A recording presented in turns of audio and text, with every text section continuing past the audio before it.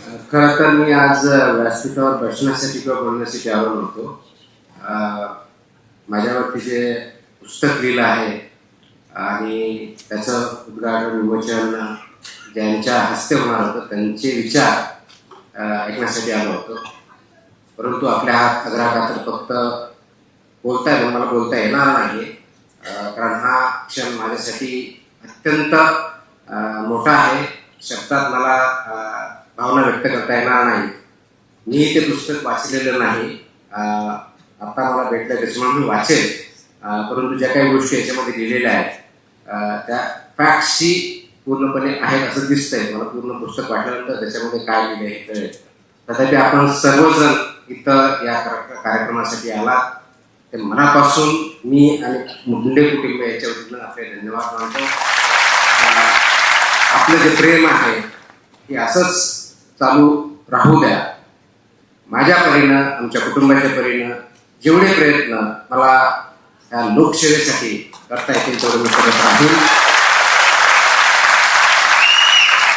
माझं फक्त 2 वाक्य आहेत की स्पर्धा परीक्षेमध्ये यश किंवा अपयश हे अंतिम नाही आहे.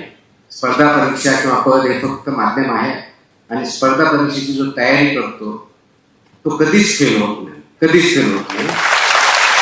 त्याचं कारण असं आहे, स्पर्धा करताना दुसऱ्याची करायची नसते, स्वतःच्या आजची स्पर्धा करून उद्या आपल्यापेक्षा बेटर माणूस बनायचं असेल त्यासाठी असते.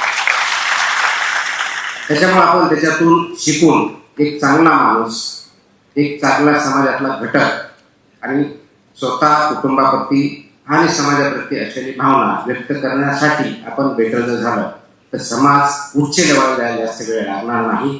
त्यासाठी आपण सर्वांनी प्रयत्न करावेत. स्पर्धा परीक्षेच्या पाठीमागं, कारण इथं बरेच यंगस्टर आहेत, मी अनेक वेळेस बोललेलो आहे. बऱ्याच वेळेस आपला आपण भाषण ऐकतो, इन्स्पिरेशन ऐकतो, असं म्हणत असतो की स्पर्धा परीक्षा द्याव्या, त्याच्यातून यश भेटावं. निश्चित चांगली गोष्ट. स्पर्धा परीक्षा हे चांगलं माध्यम आहे. पब्लिक सर्व्हिस किंवा सिव्हिल सर्व्हिस हे चांगलं माध्यम आहे. परंतु ते एकमेव किंवा द बेस्ट असं काहीही नाही. आपण शिक्षक असाल, आपण शेतकरी असाल, आपण उद्योजक असाल, आपण एंटरटेनर किंवा अभिनेता असाल, राजकारणी असाल, कोणत्याही क्षेत्रामध्ये जा, फक्त बेस्ट पॉसिबल काम करा. आणि ज्यावेळेस बेस्ट पॉसिबल म्हणतो त्यावेळेस सर्वात महत्त्वाचा माझ्या दृष्टिकोनातून जर कोणता भाग असेल तर तो नैतिक या दृष्टिकोनातून उत्तम आहे. तर नैतिकता आपल्या वागण्यात आचरणात नसेल तर आपण आतून खोकला असतो, तो आतून खोकला होऊ नका.